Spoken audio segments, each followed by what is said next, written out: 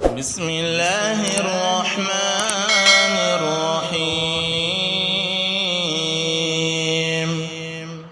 سبح اسم ربك الأعلى الذي خلق فسوى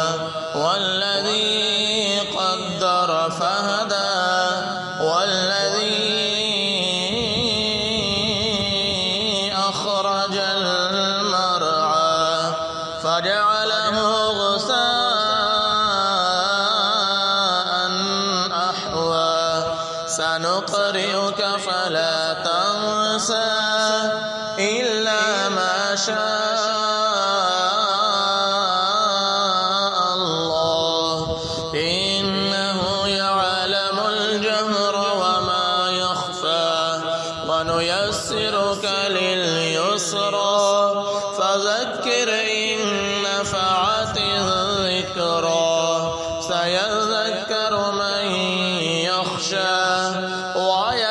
ويتجنبها الأشقى الذي يصلى النار الكبرى